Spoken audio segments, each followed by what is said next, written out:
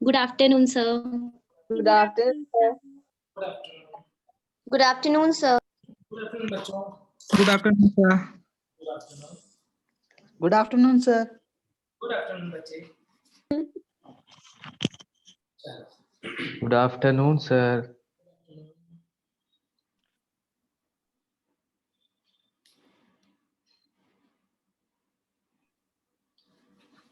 Good afternoon, sir. Good afternoon. Last lecture में हम लोगों ने पढ़ लिया था गैस्ट्रुलेशन, है ना? किस तरीके से जर्म लेयर बनती है, सब लोगों ने पढ़ा होगा घर पे जाके. तो मैं यदि तुम्हें क्वेश्चन पूछूं कि बताओ कौन सा जर्म लेयर सबसे पहले बनता है, एक्टोडर्म, मेसोडर्म और एंडोडर्म में से कौन सा जर्म लेयर है जो सबसे पहले बनता है? Endoderm. Endoderm. Endoderm. एंडोडर्म जो है वो सबसे पहले बनता है. ठीक है. और इसके बाद में सेकंड नंबर पे Mesoderm. Mesoderm. इसके बाद में एक्टोडर्म. वेरी गुड, बिल्कुल सही. धर्मेंद्र पूछ रहे हैं व्हाट इज मिनार्की. मिनार्की क्या होता है? सब बच्चे बता दो, सबको ही बताओ. मुझे लग रहा है मिनार्की क्या होता है. जब फर्स्ट बार होता है फर्स्ट जो मेंस्ट्रुअल साइकिल होता है उसे हम मिनार्की बोलते मेंस्ट्रुएशन साइकिल का इनिशिएशन हैं, और लास्ट वाला जो होता है उसे हम मीनोपॉज बोलते हैं. पॉज बोलेंगे. मेनोपॉज 15 एज में होगा वो लगभग. किस उम्र में होगा? जैसे Sir, 50. 55. 50 मीनोपॉज 50 के आसपास एवरेज मान के चलो. 50. सर जी 50 से 55 के आसपास. 50 से 55 के आसपास बोला जाता है. ठीक है, क्योंकि बहुत फिक्स रेंज नहीं है. 45 से स्टार्ट हो जाता है. Yes sir. 45 to 50 50. तक मान लो, एवरेज मान लो 50, है ना? सर इसी Sir, को मैं वृद्धावस्था भी बोलेंगे क्या? क्या सर बताओ? अगर क्वेश्चन में आ गया तो वृद्धावस्था एक बच्चा बोलो. वृद्धावस्था बोलेंगे क्या सर इसी को? इसके बाद में वृद्धावस्था स्टार्ट हो जाएगी. और सर मनुष्य क्वेश्चन आता है तो मेल में क्या होता है? मेल में, मेल के अंदर मेटाबॉलिक क्रिया कम हो जाती है. फीमेल में होता है मेनोपॉज. जैसे फीमेल में होता है मीनोपॉज, वैसे ही मेल में होता है एंड्रोपॉज. तो बच्चे वो सुना है सर मेल में भी क्या मेंस्ट्रुअल साइकिल बंद हो जाता है क्या? एंड्रोपॉज क्या होता है पता है किसी को? एंड्रोपॉज. मीनोपॉज होता है मेल में होता है एंड्रोपॉज. क्या होता है एंड्रोपॉज? नहीं सुना कभी? आप बताओ ना सर. सीमेन का बनना बंद हो जाता है. नहीं बच्चे, मेल के अंदर स्पर्म का फॉर्मेशन जो है वो बोलते हैं कि ना थ्रू आउट द लाइफ चलता रहता है, लेकिन लगभग 50 साल के बाद में मेल के अंदर एफएसएच और एलएच हार्मोन्स का लेवल गिरने लग जाता है. यानी क्या हुआ? कैपेसिटी जो है वो कम हो गई. एफएसएच एलएच वगैरह कम हो जाता है, टेस्टोस्टेरोन लेवल उनकी वजह से कम हो जाता है, तो जो अर्ज ऑफ सेक्स होता है वो कम हो जाता है. उसे हम बोल देते हैं क्या? एंड्रोपॉज, है ना? गैमेट तो बनता रहता है, लेकिन एक्चुअल में क्या हुआ? पावर कम हो गई. पावर कम क्यों हो गई? सब कुछ किसी वजह से हो रहा है, हार्मोन की वजह से. तो हार्मोन का गैमेट हमेशा बनते रहता है ना? सीमेन थ्रू आउट द लाइफ बनता है. सर अमाउंट तो कम हो जाता है ना, लेकिन धीरे क्या बोलते हैं अमाउंट कम हो जाएगा, अर्ज ऑफ सेक्स कम हो जाएगी, इरेक्शन जो है वो कम हो जाएगा. तो ये सारी चीजें जो है वो कहीं ना कहीं इम्बैलेंस या डिस्टर्ब हो जाती है, तो उसे हम एंड्रोपॉज बोल देते हैं. ठीक है, कोई बात सब नहीं. 50 ईयर के बाद. 50 ईयर के बाद, सर आप क्या बोल रहे हैं एक बार अच्छे से बोलो ना. 50 साल के बाद में एंड्रोपॉज हो जाता है मेल के अंदर. सर मिनार्की को हिंदी में लेवल कम होने की वजह से, और इसकी वजह से टेस्टोस्टेरोन भी कम हो जाता है. हालांकि स्पर्म फॉर्मेशन रहता है, लेकिन क्या होगा? अमाउंट कम हो जाएगा और सेक्सुअल अर्ज वगैरह जो है वो कम हो जाएगी, यानी सेक्स करने की इच्छा जो है वो कम हो जाएगी. इरेक्शन प्रॉपर नहीं होगा. ठीक है, ऐसे सब चीजें होती हैं. चलो आगे बढ़ते हैं. सर एक क्वेश्चन लिखी मैं ना सेंड की हूँ आपको. क्वेश्चन सेंड किया व्हाट्सएप पे. मिनार्की को रजोदर्शन बोलते गूगल हैं. में किए थे. सर एक क्वेश्चन है. क्वेश्चन देख लेता हूँ बच्चे. हेलो. हाँ बच्चे, एक क्वेश्चन पूछा है बच्चे ने. 50 oogenesis के दौरान प्रत्येक दुगुणित कोशिका उत्पन्न करती है. सर जी सुनिए तो. बच्चे क्या होगा?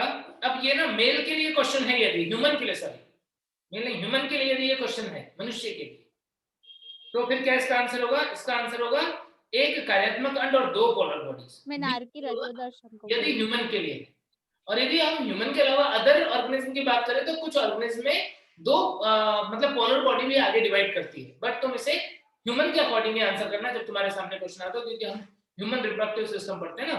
सर इसका आंसर ना 3 दिया है, मतलब तीसरा सी। नहीं बच्चे, ये इसमें ना कुछ क्वेश्चन बहुत ही मतलब ऐसे दिए हुए हैं जो 2 आंसर सही है। अब हम क्या सोच के करें, क्योंकि इसके अंदर तो दिया ही नहीं है ऑप्शन किसके लिए पूछ रहा है, तो ह्यूमन के अकॉर्डिंग करना। ह्यूमन के अंदर क्या होता है, एक कार्यात्मक अंड और 2 पोलर, ठीक है ना। एनसीईआरटी की बुक के अंदर जो डायग्राम है उसमें क्या दिया हुआ है, देखा क्या? एनसीईआरटी की बुक का डायग्राम जो है वो देखा क्या, उसमें क्या दिया हुआ है? oogenesis में कितने दिए हुए? पता नहीं सर, सेकंड वाला लग रहा था मुझे तो, बट हाँ सेकंड ही ज्यादा सही है, ह्यूमन में तो यही होता है। एक बार फिर भी चेक कर लेते हैं अपने एनसीईआरटी के डायग्राम में एग में कितने पोलर बॉडी दिए गए हैं।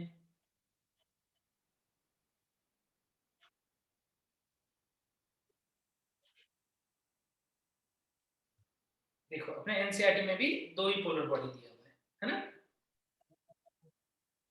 तुम तो ह्यूमन के अकॉर्डिंग ही करना है। एक्चुअली क्या है ना, देखो दिक्कत क्यों आ रही है मैं बता रहा हूँ तुमको। दिक्कत इसलिए आ रही है कुछ क्वेश्चंस के अंदर, क्योंकि ये क्वेश्चन ना बना दिया किस बेसिस पे, जनरल बेसिस पे।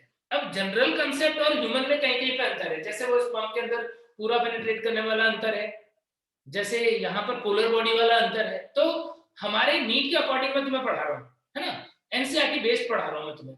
तो उसमें मैं तुमको क्या बोलूंगा कि ना तुम्हारे सामने जो क्वेश्चन आएगा वो ह्यूमन के रिलेटेड ही आएगा, है ना। तो उसमें क्या करोगे, उसमें तुम 2 पोलर बॉडी और एक एग जो है मैच्योर फंक्शनल एग, वो आंसर टिक कर देना, ठीक है बच्चे। सर ये एनसीईआरटी एग्जाम्पलर का क्वेश्चन है। हाँ तो बच्चे आंसर में गलत है तो क्या कर सकता हूँ। सर जी हाँ हेलो सर। हाँ बच्चे, एनसीईआरटी की बुक में देख के बता रहा हूँ ना मैं तुम्हें। मैं तो हाँ बच्चे बोलो। हिंदी मैं वाले बोल मिस्टेक रही दिया थी। सर। अरे सब बोलो ना। बोलो। सर मैं बोल रही हूँ, जैसे कि हम लोग ना रजोनिवृत्ति को मीजोपॉज बोलते हैं, वैसे आप एंडोपॉज बोल रहे थे, उसको हिंदी में क्या बोलेंगे सर? वो तो हिंदी में, इंग्लिश में ही बोलते हैं, वो तो मैं तुम्हें एक्स्ट्रा बता दिया इतनी बात, है ना। वैसे तुमको पूछा नहीं जाएगा एंड्रोपॉज के बारे में, ठीक है ना। सर मिनार्की एक बार और बताइए ना, एक्सप्लेन कीजिए ना, समझ नहीं आ रहा। एक्सप्लेन क्या करूं बताओ। मिनार्की होता है जो सबसे पहला मेंस्ट्रुअल साइकिल होता है, उसे हम मिनार्की बोलते हैं। अब मिनार्की क्या है, मिनार्की एक इंडिकेशन है कि फीमेल रिप्रोडक्टिव फेज में एंटर कर गई है। रिप्रोडक्टिव फेज में एंटर करना किस पे डिपेंड करेगा, डिपेंड करेगा हार्मोन्स के ऊपर। यानी एक ऐसा टाइम आ गया है जब उसकी बॉडी के अंदर एफएसएच एलएच का लेवल बढ़ने की वजह से एग डेवलप होने लगे, एग जो है वो रिलीज होने लगा है, और एस्ट्रोजन प्रोजेस्टेरोन का लेवल भी बढ़ रहा है, कम हो रहा है, और साइकिल जो है वो स्टार्ट हो गई, कौन सी, मेंस्ट्रुअल साइकिल। तो उस प्रोसेस को हम क्या बोल देते हैं, मिनार्की बोल देते हैं। सबसे पहला मेंस्ट्रुअल साइकिल कब होगा, फीमेल के अंदर 12-13 साल में, जब उसका स्टार्ट होता है प्यूबर्टी, उस टाइम, ठीक है। Thank you sir. ओके बच्चे, चलो अब आगे देखें। लास्ट लेक्चर में मैंने तुमको बता दिया था क्या चीज, कि किस तरीके से एम्ब्रियो के अंदर डिफरेंट जर्म लेयर्स जो है उनका फॉर्मेशन होता है। अब इसके बाद में देखो बहुत ज्यादा, अब जर्म लेयर से भी ऑर्गन्स कैसे बनते हैं वो सारी चीजें भी मींस तुम पढ़ोगे जब मेडिकल कॉलेज में जाओगे। अभी बहुत ज्यादा डिटेल में नहीं जाते हम, ठीक है। हम सीधे बात कर लेते हैं कुछ मेम्ब्रेन्स की, जो एम्ब्रियोनिक एक्स्ट्रा एम्ब्रियोनिक मेम्ब्रेन्स होती है उनकी बात कर लेते हैं। कौन कौन सा होता है, एक होता है एम्नियन, एक होता है कोरियन, एक होता है एलेंटॉइस, और एक होता है यॉक्स।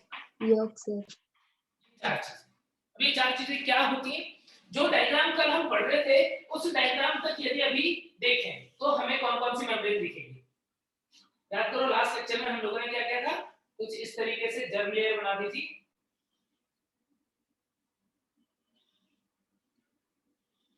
3 जर्म लेयर बन गई थी, याद है। सबसे ऊपर वाली जो जर्म लेयर है ये एक्टोडर्म है, ये वाली लेयर जो है वो कौन सी है, एक्टोडर्म। बीच वाली लेयर जो है वो मेसोडर्म बन गई थी, और सबसे नीचे वाली लेयर जो है वो एंडोडर्म बन गई थी। और मैंने तुम्हें बता दिया था कि ये जो नोटोकॉर्ड है ये मेसोडर्म से बना हुआ है, याद है। Yes sir. और Yes, sir. जो न्यूरल क्रिस्ट है ये फोल्ड होकर के यहाँ पर क्या कर देगा, ये फोल्ड हो जाएगा और यहाँ पर न्यूरल ट्यूब का फॉर्मेशन कर देगा। कुछ इस तरीके से न्यूरल ट्यूब बन जाएगा। तो न्यूरल ट्यूब एक्टोडर्म से बनता है। अब क्या होता है, ये वाला पोर्शन जो था वो यॉर्क सेक था, इसके अंदर हमने देखा था कि एंडोडर्म जो है वो नीचे की तरफ ऐसे आ गई थी, एक्स्ट्रा एम्ब्रियोनिक एंडोडर्म हो गया ये एंडोडर्म। और बाद में जब मेसोडर्म बन गया था तो मेसोडर्म ने इसके ऊपर एक लेयर बना दी थी। तो ये वाली लेयर जो है वो क्या है, ये यॉर्क सेक की बन गई, ये है यॉर्क सेक बन गई। हाइपा स्विंग में यॉर्क सेक जो है उसकी मेम्ब्रेन ऐसे बन रही थी और ऊपर क्या था, एम्नियन। एम्नियन के अंदर हमने क्या देखा था, मेसोडर्म जो है वो यहाँ पर रहेगा और अंदर वाली लेयर जो है वो कौन बनाएगा, अंदर वाली लेयर ये क्या है, एक्टोडर्म है ना, तो ये एक्टोडर्म जो है वो अंदर वाली लेयर बना देगा। तो इस तरीके से ये जो जर्म लेयर है, सॉरी ये जो एक्स्ट्रा एम्ब्रियोनिक लेयर है, इससे हम क्या बोल रहे हैं, इसे बोल रहे हैं हम एम्नियन या एम्नियोटिक मेम्ब्रेन। एम्नियन के अंदर वाली लेयर क्या है, एक्टोडर्म है। रटने की जरूरत नहीं है, ये रटने वाला पार्ट नहीं है। बहुत से बच्चे रटते हैं, यदि तुमने प्रोसेस कल सही से समझा था तो तुम्हें बहुत समझ में इजीली आ जाएगा कि ऊपर वाला जो पार्ट है ये एम्ब्रियो डेवलप हो रहा है अभी हमारा, ऊपर वाला पार्ट एम्नियन है, ये वाला पार्ट यॉर्क सेक जो है उसकी मेम्ब्रेन है। क्या है, एम्नियन के अंदर अंदर वाली लेयर जो है वो होती है एक्टोडर्म और बाहर वाली लेयर होती है वो होती है एंडोडर्म। सॉरी एंडोडर्म नहीं, मेसोडर्म। एंडोडर्म यहाँ पे होगा, यहाँ पे मेसोडर्म। और यॉर्क सेक के अंदर ये अंदर रेड वाला जो बनाया है वो मेसोडर्म है, सॉरी अंदर वाला लेयर जो है वो एंडोडर्म और ये ऊपर वाला जो है ये है मेसोडर्म। तो इस तरीके से ये लेयर जो है वो प्रेजेंट होती है। अब क्या होता है, ह्यूमन के अंदर तो प्लेसेंटा जो है, ह्यूमन के अंदर प्लेसेंटा जो है वही क्या करेगा, न्यूट्रिशन प्रोवाइड करेगा। इस यॉर्क सेक का कोई काम नहीं। अब देखो धीरे धीरे क्या होगा, धीरे धीरे ये एम्ब्रियो जो अभी तुमको एम्ब्रियोनल डिस्क ऐसा दिख रहा था ना, ये धीरे धीरे इस तरीके से फोल्ड हो जाता है, यानी एम्ब्रियो का ऐसा एक्सिस बन जाएगा। ठीक है, अभी ये डिस्क जैसा है, डिस्क की सेल्स ने डिवाइड किया और धीरे धीरे ये ऐसे फोल्ड हो जाएगा। ठीक है, और साइज में बड़ा होने लग जाएगा। तब उस टाइम पे इसकी सिचुएशन चेंज होकर के कैसे हो जाएगी, देखो यहाँ पर ड्रॉ कर, ये एम्ब्रियो जो है वो ऐसे घूम गया। ठीक है, अब यहाँ पर मान लो मैं कुछ इस टाइप से इसका सिफेरिक एंड तो वो बना देता हूँ, ये कॉर्डल एंड बना देता हूँ। ये एक एम्ब्रियो बन गया, ये एम्ब्रियो की आंख बन गई। ठीक है, अब यहाँ पर इसके ऊपर जो कवरिंग होगी, एक कवरिंग होगी ये वाली एम्नियन, ये वाली कवरिंग, और इसके अंदर जो फ्लूइड होगा वो कौन सा होगा, वो एम्नियोटिक फ्लूइड होगा। ठीक है, देन यहां से क्या है, ये वाला पार्ट यहाँ पर एक तो ये मेम्ब्रेन है, ये बड़ा ये ऐसे कॉइल्ड होगा, एक तो ये कवरिंग और दूसरी ये चीज है यॉर्क सेक। यॉर्क सेक धीरे धीरे क्या होता है, वो रिड्यूस हो जाता है कुछ इस तरीके से, ये यॉर्क सेक रिड्यूस हो गया और यहाँ पर अम्बिलिकल कॉर्ड का फॉर्मेशन हो जाता है। किसका फॉर्मेशन होता है, अम्बिलिकल कॉर्ड। प्लेसेंटा जो है वो उसके अंदर क्या होता है, अम्बिलिकल कॉर्ड, और इस अम्बिलिकल कॉर्ड के अंदर यहाँ पर होता है एलेंटोइस। सर इससे आहार नाल बनेगा क्या? आहार नाल नहीं, आहार नाल तो यही बनाएगा, ये एंडोडर्म है ना, ये जब एम्ब्रियो ऐसे फोल्ड होगा, ये जब थोड़ी देर बाद फोल्ड हो जाएगा, मैं फोल्ड करके बना देता हूँ यहाँ पे डायग्राम। जब ये फोल्ड हो जाएगा यहाँ पर, तब ये कैसा दिखने लग जाएगा,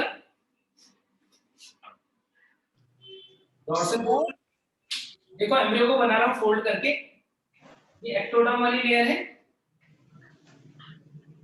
ये हमारी बैक है, तो यहाँ पर नर्व कॉर्ड है और यहाँ पर मेसोडर्म था ना, ये सारा क्या था, मेसोडर्म में क्या किया, यहाँ पे बॉडी कैविटी बना दी, बॉडी कैविटी भी तो होता है, ये सारा का सारा मेसोडर्म है और ये बॉडी कैविटी बनती है हमारी, और ये कुछ इस तरीके से फोल्ड हो रहा है। यहाँ वाली लेयर जो है वो एंडोडर्म है, तो एंडोडर्म जो है वो ऐसे फोल्ड होकर के क्या करता है, एलिमेंट्री कैनाल का फॉर्मेशन करता है। ये बनती है एलिमेंट्री कैनाल। ये एलिमेंट्री कैनाल कैसे बना, यहाँ जो एंडोडर्म था वो ऐसे फोल्ड हुआ, तो यहाँ पर क्या हो जाएगा, एलिमेंट्री कैनाल का फॉर्मेशन हो जाएगा। तो हमारी एलिमेंट्री कैनाल की जो इंटरनल लाइनिंग होती है, वो इंटरनल लाइनिंग किसकी बनी होती है? एंडोडर्म की बनी होती है। और आसपास में क्या होता है? मेसोडर्म होता है। और बॉडी वॉल की और इसके बीच में क्या होगा? बॉडी कैविटी होगी। आई बात समझ में? तो इस तरीके से बनता है। तो आहार नाल जो है वो एंडोडर्म की जो फोल्डिंग होगी, जब ये पूरा एंडोडर्म तरीके से कॉइल हो, मतलब फोल्ड होकर बॉडी बनाएगा, मीडियम पेन की तरफ आएगा, तब वो बनता है। सर प्रोसेस भी यदि मैं तुमको सीक्वेंशियली बताता ना तो तुम्हें और ज्यादा समझ में आता, लेकिन मैं तुमको बोल रहा हूँ कि उसके इतना पढ़ने का हमको जरूरत अभी नहीं है। हमारी एनसीईआरटी में तो बहुत थोड़ा सा इतना बड़ा का वर्ग एक्स्ट्रा। सर ये आहार नल क्या होता है? आहार नाल एलिमेंट्री कैनाल। ओके ठीक है। यहाँ पर अब हमने क्या देखा? ये प्लेसेंटा है, अम्बिलिकल कॉर्ड से बच्चा जो है वो जुड़ा हुआ था। यहाँ पर एलेंटॉइड से ये इसकी ब्लड सप्लाई वगैरह जो है वो हो गई। और इसके बाहर जो कवरिंग है ये है, ये तो एमनियन वाली मेम्ब्रेन थी, ये कोरियन है। ये क्या है? कोरियन। कोरियनिक विलाई है ना, इसने कवर किया होगा कोरियन। थोड़ा ज्यादा ही दूर बना दिया मैंने। और ये वाला पार्ट जो है ये है एमनियन कोरियन। ये वाला पार्ट क्या है? एमनियन। ये एमनियोटिक कैविटी। एमनियोटिक कैविटी के अंदर जो होगा एमनियोटिक कैविटी, इसके अंदर होगा एमनियोटिक फ्लूइड। ये वाला पार्ट जो है ये क्या है? ये है umbilical cord. Umbilical cord. Umbilical cord जो है इसके अंदर ही होता है हमारा एलेंटॉइड्स। अब एलेंटॉइड्स जो है उसका ह्यूमन में ज्यादा रोल नहीं है। क्यों ज्यादा रोल नहीं है? क्योंकि हमारे अंदर प्लेसेंटा सारा काम करती है। दूसरे जो ऑर्गेनिज्म होते हैं जैसे बर्ड है या रेप्टाइल्स है, तो उनके अंदर ये एलेंटॉइड्स होता है, इसका काम होता है एक्सक्रीशन में हेल्प करना, उत्सर्जन में हेल्प करना। ठीक है। और ये वाला पार्ट जो रिड्यूस हो गया, ये क्या है? ये है यॉर्क सेक। तो इस तरीके से 4 एक्स्ट्रा एम्ब्रियोनिक लेयर जो है वो सबसे बाहर वाली कोरियन, उसके अंदर एम्ब्रियोन, एम्ब्रियोन के अंदर एम्ब्रियोनिक फ्लूइड होगा, यॉर्क सेक वेसल होगा जो कि धीरे-धीरे छोटा हो गया है, और छोटा सा एलेंटॉइड जो है वो अम्बिलिकल कॉर्ड में ही प्रेजेंट होता है। आई बात समझ में? सर ये जो कैविटी में फ्लूइड है, इसका यूज करके हम लोग बता सकते हैं ना कि बेबी बॉय है या फिर गर्ल है? कैसे बताओगे? सर बताने के लिए क्या चाहिए? Amniocentesis process. सर उसमें यही फ्लूइड को तो निकालते हैं क्या थोड़ा सा? ये तो बैन है सर, इंडिया में तो ये बैन है। हाँ बिल्कुल सही। सर बार बॉडी से करते हैं ना सर, बार बॉडी से चेक करते हैं ना सर। इंजेक्शन लिया, इंजेक्शन डाला, फ्लूइड कलेक्ट किया, उस फ्लूइड के अंदर जो सेल है उनका क्रोमोसोम्स बना, मतलब देख लिया। क्या कर लिया हमने? इडियोग्राम बना लिया उसका, जो कैरियोटाइपिंग होती है उसमें देख लिया कि क्रोमोसोम की कंडीशन क्या आ रही है, XX आ रही है कि XY आ रही है, पता पड़ गया लड़का है कि लड़की है। सर यही फ्लूइड का यूज करेंगे कि और कुछ? यही फ्लूइड का यूज करेंगे जिसे हम क्या बोलते हैं? Amniotic fluid. हाँ वही पूछी कि यही फ्लूइड होगा। दूसरा तरीका क्या? जब अल्ट्रासोनोग्राफी करवाने के लिए जाते हैं तो तुमको पता होगा कि जो रिप्रोडक्टिव ऑर्गन्स हैं उनका लगभग सेकंड ट्राइमेस्टर के एंड तक क्या होता है? क्लियर दिखने लग जाते हैं। फर्स्ट ट्राइमेस्टर के एंड में ही यदि ठीक से देखा जाए तो ऑर्गन फॉर्मेशन जो है वो दिखने लग जाता है। हमें सेकंड तक तो कंप्लीटली बन चुके होते हैं। तो उस टाइम पे हम उस ड्यूरेशन में देख करके यूएसए में यदि ध्यान से देखा जाए तो तभी पता पड़ जाता है। यानी जो अल्ट्रासोनोग्राफी कर रहे होते हैं डॉक्टर, उनको पता पड़ जाता है कि जिसका अल्ट्रासोनोग्राफी कर रहा है वो लड़का है कि लड़की है। तो इसीलिए क्या होगा, जब कभी तुम जाओगे देखोगे जो डॉक्टर अल्ट्रासोनोग्राफी करते हैं तो बड़ा बड़ा नोट लिखा हुआ होता है कि यहाँ पर लिंग का परीक्षण करना कानूनन अपराध है, यदि कोई करवाता है पकड़ा जाता है उसे इतना दंड दिया जाएगा, कोई करवाता है और वो बताएगा कि इसने करवाया तो उसको इतना इनाम दिया जाएगा। ऐसा देखा होगा। हाँ क्यों क्यों ऐसा? फीमेल फीटिसाइड की वजह से। यस, फीटिसाइड वाली कंडीशन जो है ह्यूमन हम देखते हैं कि जैसे इंडिया के अंदर मेल फीमेल रेशियो में फीमेल जो है थोड़ी कम है, एक हद तक माना जाता है कि उसका रीजन जो है वो फीमेल फीटिसाइड होता है। यानी यदि भ्रूण में पता पड़ गया कि ये लड़की है तो बहुत से लोग जो है वो सोचते हैं कि अच्छा ये लड़की है अब तो हमारे सर पे बोझ रहेगी, इसके शादी में इतना दहेज देना पड़ेगा, ऐसा सब सोचते हैं। तो कई बार क्या होता है, इस वजह से फीमेल फीटिसाइड वाला केस जो है वो बहुत कॉमन हो गया था कुछ टाइम तक। लेकिन अब मुझे लगता है कि धीरे धीरे लोगों में अवेयरनेस बढ़ रही है। लड़कियां जो है वो किसी भी तरीके से लड़कों से कम नहीं है, आजकल जो है वो कोई भी माँ बाप होते हैं तो वो देखते हैं कि जितना केयर मेरा बेटा नहीं कर रहा उससे ज्यादा केयर मेरी बेटी करती है, इवन आफ्टर मैरिज। सर यही होता है, बेटे वक्त छोड़ के भाग जाते, नौकरी करते तो बेटी हमेशा रखती है। बिल्कुल ऐसा होता है। तो सब बेटे छोड़ के नहीं भागते हैं सर। वो अपने बेटों को भी बराबर से पढ़ाते हैं, उनका भी उतना ही ध्यान रखते हैं। तो मुझे लगता है आजकल थोड़ा कम तो हुआ है फीमेल फीटिसाइड वाला, बट स्टिल पूरी तरीके से सेफ रखने के लिए गवर्नमेंट की तरफ से बैन है लिंग का परीक्षण करना। ठीक है, चलो अब इसके बाद में कुछ इंपॉर्टेंट इंफॉर्मेशन जो एनसीईआरटी की बुक में दी है वो मैं तुम्हें बता देता हूं, जैसे तुमने पढ़ी भी होगी कि किस मंथ में क्या डेवलप होता है। फर्स्ट मंथ का एंड जब होगा तो उस टाइम पे हम देखते हैं कि हार्ट जो है वो फॉर्म हो चुका होता है, हार्ट बीट जो है वो स्टार्ट हो जाती है। यानी फर्स्ट मंथ के एंड पे यदि अल्ट्रासोनोग्राफी कर रहे हैं वहां पे डॉक्टर जो है वो पल्सेशन फील करते हैं या बीट्स जो है वो फील होती है फर्स्ट मंथ पे। ठीक है सर इसको रे डायग्राम बना दीजिए ना बोर्ड पे। किस चीज का? यही सर आप बता रहे हो ना जो मंथ में फॉर्मेशन होता है। बच्चे वो डायग्राम के थ्रू नहीं दिखाऊंगा, वो तो कुछ सेंटेंस है, एनसीईआरटी की लाइन ही बोल रहा हूं, एनसीईआरटी की बुक पढ़ रहे हो ना तो वहां पे तुम्हें मिल जाएगा। उतनी ही बातें बता रहा हूं, बहुत ज्यादा डिटेल में जाने की जरूरत नहीं है, फालतू में याद भी नहीं रहता है, उतना पूछते भी नहीं। पहला कि हमने क्या देखा, फर्स्ट मंथ के एंड में क्या हुआ, हार्ट का फॉर्मेशन हो गया, हार्ट फॉर्मेशन। ऐसे ही यदि हम सेकेंड मंथ के एंड में देखें तो क्या होता है, जो फिंगर्स या डिजिट्स है, पाम, हथेली एंड डिजिट्स, उंगलियां जो है वो बनने लग जाते हैं सेकेंड मंथ के एंड में। थर्ड मंथ के एंड में यदि हम बात करें, यानी थर्ड मंथ से पहले फर्स्ट मंथ, सेकेंड मंथ और उसके बाद में फिफ्थ मंथ की बात, फिफ्थ मंथ। तो फिफ्थ मंथ के एंड तक हम क्या देखते हैं कि जो डिजिट्स वगैरह हैं वो एक दूसरे से सेपरेट होना स्टार्ट हो जाएंगे, आईज जो है वो ओपन होना स्टार्ट हो जाएंगे फिफ्थ मंथ के एंड तक। क्या देख रहे हैं, डिजिट्स सेपरेट, डिजिट्स वगैरह जो है वो सेपरेट होने लग जाते हैं। सेकेंड ट्राइमेस्टर की बात करें, अच्छा ट्राइमेस्टर का मतलब क्या होता है, 3 month. पहले फर्स्ट मंथ के पहले की बात कर लेता हूँ थोड़ा सा। थर्ड मंथ का मतलब क्या हुआ, थर्ड मंथ का मतलब हुआ first trimester. First trimester complete होता है तब हम देखते हैं most of the organs form, जो मेजर ऑर्गन्स वगैरह होते हैं वो फर्स्ट ट्राइमेस्टर के एंड तक बन चुके होते हैं। अब फिफ्थ मंथ की बात करें, 3 मंथ मतलब फर्स्ट ट्राइमेस्टर, ध्यान रखना। फिफ्थ मंथ तक यदि हम देखते हैं तो फिफ्थ मंथ में हम क्या देखेंगे कि हेयर्स, हाँ हेड पे जो हेयर हेयर्स पे बाल आ जाते जो हैं वो फॉर्म हो जाते हैं, आईलेट्स वगैरह जो हैं वो फॉर्म हो जाते हैं। हैं। Yes sir. ठीक है, सेकेंड ट्राइमेस्टर के एंड में देखेंगे तो क्या होगा,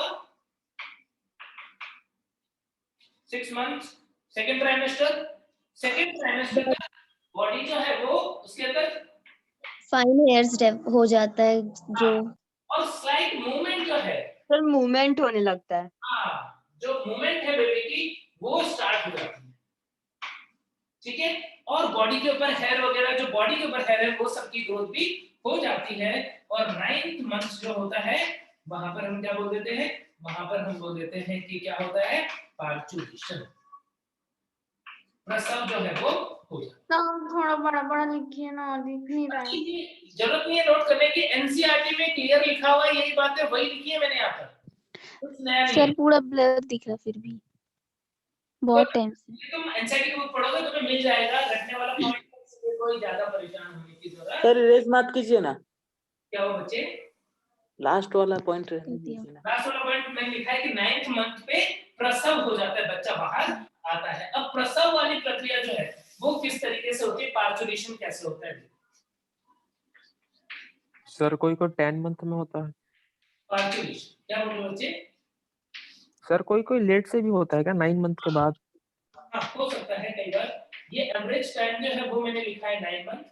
कुछ बार बच्चों को थोड़ा डिले भी होता है, कुछ बार पहले भी हो सकता है, प्री मैच्योर बेबी भी कई बार हो जाता है। तो एक्चुअल में पार्चुरेशन जो है वो किस तरीके से होता है, प्रसव कैसे होता है, बहुत ध्यान से समझना है, ये थोड़ा समझने वाला पॉइंट है कि प्रसव जब बेबी मैच्योर हो जाता है, जब बच्चा जो है वो क्या हो गया, मैच्योर हो गया, पूरे ऑर्गन डेवलप हो चुके हैं, वो पूरी तरीके से मैच्योर हो चुका है, तब क्या होता है, तब इसकी वजह से क्या होता है, पिट्यूटरी ग्लैंड सीक्रेट्स, क्या सीक्रेट करता है, oxytocin. Oxytocin hormone. Oxytocin oxytocin hormone बनाता है। ये ऑक्सीटोसिन हार्मोन जो है वो क्या करेगा, पिट्यूटरी बना रहा है, और उस टाइम पे बेबी बड़ा हो गया है, यूट्रस जो है वो पूरा स्ट्रेच है, तो उस कंडीशन में क्या होता है, उस कंडीशन में क्या होता है, एक रिफ्लेक्स डेवलप होता है, जो यूट्रस है वो कॉन्ट्रैक्ट करती है, पहले कॉन्ट्रैक्शन स्लो हुआ, उसने और इंड्यूस किया किसको, पिट्यूटरी को, और ऑक्सीटोसिन बनाने के लिए क्या हो जाता है, फीटल इजेक्शन रिफ्लेक्स जो है वो स्टार्ट हो जाता है, क्या होता है, कॉन्ट्रैक्शन स्टार्ट हो जाएगा, कॉन्ट्रैक्शन इन यूटेरस, यूटेराइन मसल जो है वो कॉन्ट्रैक्ट करने लग जाएगी, किसके रेस्पॉन्स में कॉन्ट्रैक्ट कर रही है, मेनली ऑक्सीटोसिन के। ये तो बाहर निकलने के लिए। अब लेकिन बाहर निकलेगा कब, अभी तो प्लेसेंटा ने कस के पकड़ा हुआ है किसको, एंडोमेट्रियम को, थिक एंडोमेट्रियम और प्लेसेंटा जो है वो कनेक्शन बना हुआ है हीम कोलेल टाइप का, जब वो छोड़ेगा तब तो निकलेगा, यानी क्या होना चाहिए, प्लेसेंटा जो प्लेसेंटा है वो वाला पार्ट या एंडोमेट्रियम वाला पार्ट डीजनरेट होना चाहिए। कौन था जो एंडोमेट्रियम को थिक बना के रख रहा था जिससे कि बेबी उससे जुड़ा हुआ रहे, कौन था वो, कौन सा हार्मोन, प्रोजेस्टेरोन। प्रोजेस्टेरोन। तो इस टाइम पर क्या होता है, जब ये फीटस मैच्योर हो जाता है उस टाइम पे फिर ग्रेजुअली क्या देखते हैं हम, प्रोजेस्टेरोन जो है उसका लेवल जो है क्या हो जाता है, डिक्रीज हो जाता है, progesterone level decrease, progesterone level decrease हो गया, एंडोमेट्रियम फ्री होती जा रही है, इधर से ऑक्सीटोसिन क्या कर रहा है, कस के कॉन्ट्रैक्शन करवा रहा है। उसके बाद में थर्ड क्या होता है, ये ऑक्सीटोसिन की उसके अलावा प्लेसेंटा जो है एक और हार्मोन बनाता है, रिलैक्सिन। रिलैक्सिन क्या करता है, रिलैक्सिन जो है वो प्यूबिक सिम्फाइसिस होता है, प्यूबिक सिम्फाइसिस क्या होता है, प्यूबिक सिम्फाइसिस, प्यूबिक सिम्फाइसिस क्या होता है, प्यूबिक सिम्फाइसिस होता है, जो प्यूबिक गर्डल होता है ना वो किस तरीके का है, मान लो ऐसा है, इस टाइप से, एक यहाँ पर बीच में स्पेस है और आगे जो है वो दो बोन होती है, तो क्या होता है, ये बीच में एक स्पेस बचा, यहाँ से बेबी जो है वो बाहर निकलना है, तो क्या करता है, इसको प्यूबिक सिम्फाइसिस को रिलैक्स करवाता है ताकि स्पेस प्रॉपर मिले और क्या हो पाए, बेबी जो है उसका हेड वहां से बाहर निकल पाए, ठीक है। तो प्यूबिक सिम्फाइसिस जो है वो क्या होगा, वो रिलैक्स होगा, इसके रिस्पांस में रिलैक्स में तीन हार्मोन का फंक्शन पता पड़ गया, क्या हुआ, पहले प्रोजेस्टेरोन लेवल कम होगा, एंडोमेट्रियम थोड़ी फ्री हो जाएगी, देन इसके बाद में पिट्यूटरी जो है वो ऑक्सीटोसिन बनाएगा जिसकी वजह से क्या हो जाएगा, कॉन्ट्रैक्शन हो जाएगा, और रिलैक्सिन जो है वो प्यूबिक गर्डल को, प्यूबिक सिम्फाइसिस को रिलैक्स करवाएगा, जिसकी वजह से अब क्या होगा, कॉन्ट्रैक्शन की वजह से बेबी जो है उसका वजाइना के थ्रू बर्थ हो जाएगा, इसलिए वजाइना को हम बर्थ कैनाल भी बोल देते हैं। क्लियर हो गई बात? Yes sir. सर उत्तरार्ध मतलब क्या होता है? उत्तरार्ध कहाँ पढ़ा बच्चे? सर यहीं पर पढ़ी, ये प्लेसेंटा के पास ही पढ़ी थी मैं, यहाँ पर लिखा है संगर्भता की उत्तरार्ध की अवधि में अंडाशय द्वारा रिलैक्सिन नामक एक हार्मोन का उत्तरार्ध मतलब एंड वाली स्थिति, एंड वाली स्थिति है ना। तो सर पहले से प्लेसेंटा रिलैक्सिन नहीं होगा, मतलब उनके बनाएगा, तो उत्तरार्ध फिर बाद में बनाएगा। तो सर जैसे प्लेसेंटा कौन कौन से हार्मोन्स मतलब करता है प्रेगनेंसी के टाइम, तो सर में रिलैक्सिन वाले को नहीं लेंगे हम लोग? रिलैक्सिन हार्मोन जो है वो मेनली किस टाइम पे आएगा, रिलैक्सिन हार्मोन को प्लेसेंटा बनाता है, बिल्कुल सही बात है, लास्ट लेक्चर में हमने बात तो की थी बच्ची, प्लेसेंटा हार्मोन बनाता है, भूल गए क्या? प्रोजेस्टेरोन है, ह्यूमन क्या बोलते हैं, ह्यूमन HPL और HCG ऐसी कर हार्मोन जो था HCG और HPL, ठीक है, ये हार्मोन बनाता है, रिलैक्सिन ये बनाता है, तो इन सब के बारे में हमने बात की थी, तो बनाता है प्लेसेंटा, लेकिन ये बाद में इसका रोल कब आएगा, रिलैक्स करवाने में आएगा, ताकि उस टाइम पे बेबी इजीली। सर जो बच्चे मतलब 8वें महीने में होते हैं वो ज्यादा दिन तक जिंदा नहीं रहते ना? देखो क्या होगा, यदि 8th मंथ में आया तो कहीं ना कहीं पूरी तरीके से मैच्योर नहीं है, इमेच्योर है ना। तो उसके बाद में क्या होता है, उसके बाद में यदि उसे एक कंट्रोल्ड एनवायरनमेंट में रख करके ग्रो करवाया जाए। कई बार तुमने देखा होगा कि 8 महीने का बच्चा होता है ना, तो डॉक्टर उसे बार-बार ना नियोनेटल चैम्बर होता है उसमें रखते हैं, एक कांच का चैम्बर होता है उसके अंदर रखते हैं। Yes, तो उनको हॉस्पिटल में रिसीव करके रखते हैं कुछ दिन के लिए। जब उन्हें लगता है कि अब स्टेबल हो गया है, मैच्योर हो गया है, तब वो बोलते हैं अब ले जा सकते हैं। सर जी, मैं ना 6 महीने के बच्चे को भी ना मतलब कि देखा है, मतलब 6 महीने होता है फिर 6 महीने का भी होगा तो कोशिश तो डॉक्टर करेंगे ही बचाने का, है ना। वीक होगा वो, बहुत डेलिकेट होगा, बहुत ज्यादा। ठीक है, तो ये हो गया हमारा पार्चुरेशन। अब मेरे को ना एक क्वेश्चन बताओ, ऑक्सीटोसिन हार्मोन क्या मेल में भी होता है क्या? बोलो।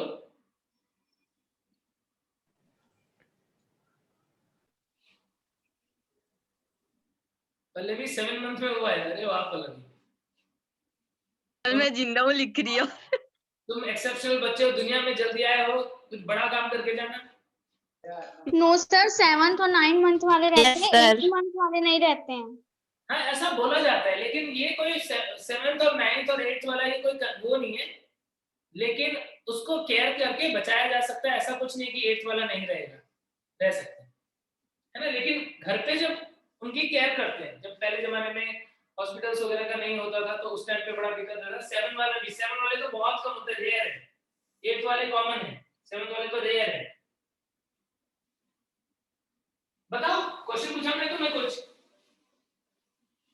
क्वेश्चन पूछा क्या मैंने तुम्हें? सर ऑक्सीटोसिन मतलब बहुत जगह रोल प्ले करता होगा ना, जरूरी थोड़ी है कि वो सिर्फ पार्चुरेशन में रोल प्ले करता हो। अच्छा, तो तुम्हारा मानना है कि ऑक्सीटोसिन जरूरी नहीं सिर्फ पार्चुरेशन में काम करता है और इसलिए मेल में भी बनेगा, ऐसा बोलना चाहते हो, है ना? Yes sir, yes. तुम बिल्कुल सही बोलना चाहते हो बच्चे कि ऑक्सीटोसिन हार्मोन जो है वो पोस्टीरियर पिट्यूटरी बना रहा है ना, तो वो तो मेल और फीमेल दोनों में है, तो मेल में भी बनता है। तो मेल में ऑक्सीटोसिन का क्या रोल होगा? स्पर्म के नहीं, ऑक्सीटोसिन सर ये cuddling hormone, cuddling hormone, cuddling नहीं मतलब दही बनाने वाला नहीं, कडलिंग। सर वो मूव करने के लिए भी काम आता है ना ऑक्सीटोसिन स्पर्म के? नहीं, क्या होता है ना, जब मेल फीमेल को देखता है, जब पहली बार लड़का लड़की मिलते हैं तो, हाँ सर मैंने पढ़ा था। तो उन्हें कुछ कुछ होता है, तो कौन सा हार्मोन्स जो है वो बॉडी के अंदर काम कर रहे होते हैं उस टाइम पे? बॉडी के अंदर ऑक्सीटोसिन, एड्रेनालिन रश होता है, सेरोटोनिन का रश होता है। दुनिया जो है वो एकदम बदली बदली लगती है। ये हार्मोन्स है वो दिमाग को इतना भयानक ऑक्यूपाई कर देते हैं, या इतना मतलब एक तरफ डायरेक्ट कर देते हैं सोचने के लिए कि वो सारी चीजें भूल जाते हैं। पढ़ाई लिखाई सब गया, कुछ चाह के भी कुछ नहीं कर पा रहा। सर मैम को देख के आपको ऐसे ही हुआ था कि मेडिकल कॉलेज में? बच्चे मेरे को नहीं, सबको होता है। सर का एक्सपीरियंस है। मेरे सर का एक्सपीरियंस है। हाँ, जब स्टार्टिंग में ऐसा मतलब क्या होता है कि हमारा ब्रेन जो है वो उसको कैप्चर कर लिया होता है कि इन्होंने ये एड्रेनालिन सेरोटोनिन ऐसे सब हार्मोन्स। अब उस केस में क्या होगा, उस केस में थोड़े दिनों के लिए क्या होता है, दिमाग बहुत वो रहता है, फिर ग्रेजुअली हमको आदत हो जाती है, धोखे खा लेते हैं, ठीक हो जाते हैं। ठीक है, फिर उसके बाद में क्या हुआ, उसके बाद में सपोज ये तो हुआ अर्ली स्टेज में कि ब्रेन जो है उसे कौन कैप्चर कर रहा है, कौन डोमिनेट कर रहा है, जब हम किसी से क्या होता है अट्रैक्ट हो जाता है उस टाइम। फिर शादी हुई, उसके बाद में क्या होता है, उसके बाद भी शादी के बाद इनिशियली हम बात करें हस्बैंड वाइफ जो होता है उनके अंदर जब भी वो मिलते हैं, दूसरे को टच करते हैं, देखते हैं, किस करते हैं, तो उस टाइम पे क्या होता है, उस टाइम पे ये हार्मोन बार बार क्या करते हैं, स्टिमुलेट करते हैं। लेकिन लेटर ऑन ग्रेजुअली, कुछ बच्चों को बहुत मजा आ रहा है, लेकिन लेटर ऑन क्या होता है, लेटर ऑन इफेक्ट कम हो जाता है। क्यों? क्योंकि हमारे ब्रेन को आदत हो जाती है किसकी, वो एड्रेनालिन और सेरोटोनिन उनकी, तो अब उसके बाद में फिर करंट नहीं लगता। पहले देख लिया तो बड़ा ऐसा लगा रहे देख लिया, अब तो बस कुछ हो ही जाएगा। ठीक है, तो फिर बाद में क्या होता है, बाद में फिर हार्मोन रोल में आ जाता है, वो है ऑक्सीटोसिन। तो मेल के अंदर ऑक्सीटोसिन हार्मोन जो है ना, उसका काम होता है वही काम करवाना, लेकिन अब वो उतना एक्सेगरेटेड रेस्पॉन्स शो नहीं करता। ये एक जो बॉन्डिंग होती है ना, जो एक हस्बैंड और वाइफ के बीच में जो कनेक्शन होता है, बॉन्डिंग होती है, वो ऑक्सीटोसिन की वजह से होती है। यानी यदि मान लो घर पे एक हस्बैंड वाइफ का एग्जांपल ले रहा हूँ कि सपोज वाइफ जो है वो बीमार पड़ गई या कुछ हो गया, तो बड़ी चिंता होती है ना, तो उस टाइम पे क्या होता है, उस टाइम पे ये हार्मोन क्या करता है, हमारे ब्रेन के उस पार्ट को एक्टिवेट करवाता है जो इमोशन से रिलेटेड होता है। तो ऑक्सीटोसिन मेल में भी होता है, लेकिन उसका काम जो है वो क्या काम हो जाता है, वो एक तरीके से फीमेल के लिए इमोशनल बॉन्डिंग बनाने वाला काम हो जाता है। अपने जो भी, वो नहीं सिर्फ फीमेल ही नहीं बल्कि वो जिसको भी प्यार करते हैं उनके साथ में इमोशनल बॉन्डिंग बनाने वाला हार्मोन होता है, इसलिए हम इसको कडलिंग हार्मोन भी बोलते हैं। तो ध्यान रखना, मेल के अंदर ऑक्सीटोसिन होता है, और वो ऑक्सीटोसिन जो है वो एक तरीके से मेल फीमेल के बीच में बॉन्डिंग बनाने वाला होता है, उनकी केयर करवाता है, वो सीक्रेशन होता रहेगा, बॉन्डिंग बनती रहेगी। ठीक है, उस टाइप का। चलो अब इसके बाद में ये धोखा वाला हार्मोन है। की बात कर लेते हैं। ऑक्सीटोसिन हार्मोन का एक और भी इंपॉर्टेंट रोल होता है जिसमें, ये देखो, बस बंद करो बच्चों। ठीक है, इसके बाद में एक और भी हार्मोन की बात करते हैं, ऑक्सीटोसिन की एक और भी फंक्शन की बात करते हैं। क्या फंक्शन होता है, ऑक्सीटोसिन का सिक्रेशन बढ़ेगा तो मिल्क ग्लैंड्स वगैरह, मिल्क ग्लैंड को डेवलप करवाने में प्रोजेस्टेरोन का भी रोल है, ऑक्सीटोसिन का भी रोल है। तो ऑक्सीटोसिन क्या करता है, वो ग्लैंड्स का साइज जो है वो बढ़वाता है। प्रोजेस्टेरोन के साथ में मिलकर ऑक्सीटोसिन क्या करता है, जो मेमोरी ग्लैंड्स है उनका साइज बढ़वाता है। और उसके बाद में क्या होगा, उसके बाद में प्रोलैक्टिन हार्मोन जो है वो क्या करेगा, मिल्क फॉर्मेशन करवाएगा। तो इस तरीके से क्या होता है, मिल्क का फॉर्मेशन होता है। और मिल्क का इजेक्शन जो होता है वो मदर जो है वो मिल्क सीक्रेट करना स्टार्ट कर देती है। कब, कुछ रिफ्लेक्स से, शायद में तुम्हें पहले भी बताया था एक बार कि बेबी रोता है, उस रिफ्लेक्स से भी मिल्क का सिक्रेशन होगा, बेबी के रोने की आवाज। उसके अलावा बेबी जब मदर का निपल सक करता है तो उस टाइम पे भी मदर को रिफ्लेक्स जाता है ब्रेन के अंदर, और क्या होता है उस टाइम पे भी जो ऑक्सीटोसिन है उसकी वजह से मिल्क का इजेक्शन जो है वो होता है। तो मिल्क के इजेक्शन को कंट्रोल करता है ऑक्सीटोसिन हार्मोन। दो फंक्शन हो गए ऑक्सीटोसिन के मेन फीमेल के अंदर। देन इसके बाद में जो फर्स्ट मिल्क इजेक्ट होता है उस मिल्क को क्या बोलते हैं हम, क्लोस्ट्रम। क्लोस्ट्रम जो कि बहुत ही गाढ़ा, थोड़ा येलोइश टाइप का होता है। उसके अंदर एंटीबॉडीज वगैरह भी प्रेजेंट होती है जो कि बच्चों को इम्यूनिटी प्रोवाइड करते हैं। इसीलिए बोलते हैं कि मम्मी का जो पहला दूध होता है वो बच्चे के लिए जीवन रक्षण होता है, बहुत ही इंपॉर्टेंट होता है। वो मिल्क उसे जरूर से पिलाना चाहिए, क्लोस्ट्रम। ठीक है, तो इसी के साथ में हम इस चैप्टर को फिनिश करते हैं। अब नेक्स्ट चैप्टर स्टार्ट करेंगे, रिप्रोडक्टिव हेल्थ। क्लियर है? सर फर्स्ट मिल्क क्या बोले सर कोलोस्ट्रम बोले ना, कोलोस्ट्रम। सर हिंदी में खीस बोलते सर हैं ना, उसी को खीस बोलते हैं ना, शीर बोलते हैं सर, क्या बोलते हैं, खीस खीस खीस। किसको खींच रहे सर खीर तो खाते अरे हैं। खीस नहीं खीस बोल रही हूँ। प्रथम स्तन्य करके भी दिया हुआ है। हाँ हाँ प्रथम स्तन्य। रिप्रोडक्टिव छोटा सा चैप्टर है, साथ में ही हो जाएगा। रिप्रोडक्टिव है सर, ऑक्सीटोसिन कहाँ से इस तरह होता है, हाइपोथैलेमस से? Posterior pituitary, pituitary gland. Posterior pituitary. Posterior pituitary के दो हार्मोन नहीं पढ़े क्या तुमने, कौन से? सर जो फर्स्ट जो मिल्क निकलता है कोलोस्ट्रम जो है उसमें एंटीबॉडी आईजीए होता है ना। हाँ, सिक्रेशन में आईजीए होता है ना? ठीक है सर लेकिन हाइपोथैलेमस दिया है ऊपर से बुक में। पढ़ो ना मैसेज को एक बार। हाँ बच्चे, हार्मोन जो है ना बहुत धोखेबाज है। इंसान तो इंसान ही होता है, मेल मेल होता है हमेशा, है ना? सही है। धोखेबाज है। सर इसको कंट्रोल करने के लिए कोई टैबलेट वगैरह नहीं आता क्या? ऑक्सीटोसिन को कंट्रोल करने के लिए कोई टैबलेट नहीं आता? ऑक्सीटोसिन इंजेक्शन आते हैं बच्चे। यदि नॉर्मली क्या करते हैं, यदि फीमेल को दूध नहीं आ रहा, उस टाइम पे मिल्क सिक्रेशन नहीं हो रहा है, तो ऑक्सीटोसिन के इंजेक्शन लगा सकते हैं। ठीक है, ऑक्सीटोसिन का इंजेक्शन का काफी नहीं ज्यादा सर, है इसके अंदर सर कुछ और पूछ रहे हैं। डेयरी के अंदर मेल में कंट्रोल करने के लिए ज्यादा से ज्यादा दूध निकले उसके लिए कई बार ऑक्सीटोसिन के इंजेक्शन लगाए जाते हैं। सर वो लेवल को कम कैसे करे पूछ रहा ऑक्सीटोसिन का वो। मेल में अगर कम करना है तो ऑक्सीटोसिन को तू लड़की लोग की तरफ मत देखना एक भी बार। नहीं है भाई, ऑक्सीटोसिन हार्मोन जो है वो खराब नहीं है। नहीं, अभी कॉलेज तक खराब ही है। हाँ खराब नहीं है वो। तू घर से बाहर ही मत निकल, पता है। तो ऑक्सीटोसिन हार्मोन यदि मेल में नहीं रहे ना तो फैमिली नहीं बन पाएगी कभी भी। वंश आगे ही नहीं बढ़ेगा। वाला हार्मोन जो है जो बॉन्डिंग बना के रखता है, इंसान अपने परिवार से बंधा हुआ रहता है, शादी हो गया वो दूसरी लड़की की तरफ नहीं देखेगा। हालांकि सिक्रेशन हो रहा है, सेरोटोनिन और जो एड्रेनलिन वगैरह वो सिक्रेट होने लगा अचानक से, लेकिन वो देखेगा नहीं। क्यों? क्योंकि ऑक्सीटोसिन हार्मोन जो है वो उससे क्या करता है, वो लॉयल बना के रखता है, वो उसे अपने किसी में कम भी तो हो सकता है ना। क्या किसी में कम भी तो हो सकता है। सर किसी को ज्यादा होगा तो वो देख लेगा, फिक्स है। चलो अब इसके बाद में देखते हैं। सर हो गया, आगे बढ़ाओ। देखो नॉर्मली हम हेल्थ की डेफिनेशन की बात करें, सबसे पहले रिप्रोडक्टिव हेल्थ की बात करेंगे। हेल्थ का मतलब क्या होता है?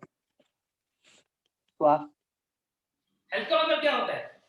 हेल्थ का मतलब होता है फिजिकल, सोशली, मेंटली और फिजिकली वेलबींग। सिर्फ फिजिकली नहीं, फिजिकली, मेंटली और मानसिक और सामाजिक। यदि इंसान स्वस्थ है, अच्छा है, तो हम उसे बोलते हैं हेल्थ। ठीक है। अब यदि किसी रीजन से हमने क्या देखा, उसके अंदर रिप्रोडक्टिवली उसके फंक्शन स्ट्रक्चर प्रॉपर नहीं, रिप्रोडक्टिव ऑर्गन का या रिप्रोडक्टिव सिस्टम का स्ट्रक्चर या फंक्शन में कोई एनोमली आ जाए तो हम उसे क्या बोल देंगे, वो उसे बोल देंगे इसको रिप्रोडक्टिव डिजीज है। ठीक है। अब रिप्रोडक्टिव हेल्थ का जो इंपॉर्टेंस है वो क्या है कि हमारी इंडिया की पॉपुलेशन, सब लोग देख रहे हो कि हमारे देश की पॉपुलेशन कितनी भयानक बढ़ती जा रही है। कितना है हमारे देश का पॉपुलेशन? 130 करोड़ ज्यादा हो गया अब तो। 125 करोड़। मोदी जी से पूछना पड़ेगा सर, वही ज्यादा बोलते हैं। कॉल लगाओ मोदी जी को। 1.36 बिलियन, 1.36 अरब इतनी जनसंख्या है हमारे देश की। विश्व के अंदर वर्ल्ड की पॉपुलेशन की बात करें तो अराउंड 7.3 बिलियन के आसपास हर साल 10 करोड़ बढ़ जा रहे हैं सर। ठीक है, काफी ज्यादा पॉपुलेशन। वर्ल्ड में नंबर 1 पे कौन है? 7.2 अरब। चाइना। 7.2 से ज्यादा है वर्ल्ड की पॉपुलेशन। ठीक है, अभी कुछ दिन में इंडिया हो जाएगा नंबर 1। चाइना वहाँ ऑक्सीटोसिन और ज्यादा है। पता है किसी को चाइना हमसे कितना आगे पॉपुलेशन में? तुम लोग अजूबा करते हैं ना सर, एक साथ 7 बच्चे पैदा हुए वाला।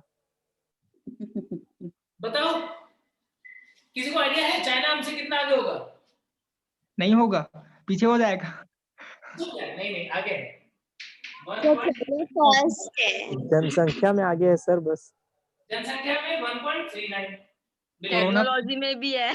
बहुत ज्यादा आगे नहीं है। देखो बहुत ज्यादा आगे नहीं है। जिस हिसाब से लोग जो है वो मेहनत कर रहे, हो सकता है कि कुछ ही दिनों में वर्ल्ड में टॉप पे आ जाए। बहुत मेहनत चल रहा है। कुछ साल बाद फिर तो इंडिया वाले। पॉपुलेशन बहुत ज्यादा है तो रिप्रोडक्टिव हेल्थ के अंदर इन चीजों को भी इंक्लूड किया जाता है कि कैसे हम वर्ल्ड की पॉपुलेशन, मतलब इंडिया की पॉपुलेशन जो है उसे कंट्रोल में रखें ताकि उसकी वजह से अदर जो बेनिफिट्स हैं वो मिल पाए और ह्यूमन पॉपुलेशन जो वो हेल्दी रह पाए। उन सब चीजों के बारे में यहाँ पर हम इस चैप्टर के अंदर देखेंगे। अब यहाँ पर हम मेनली बात करेंगे कि यदि इंडिया के अंदर बात करूं कि इंडिया के अंदर जो फैमिली प्लानिंग जो है, फैमिली प्लानिंग स्कीम चली थी, ठीक है, वो स्टार्ट हुई थी 1951 में।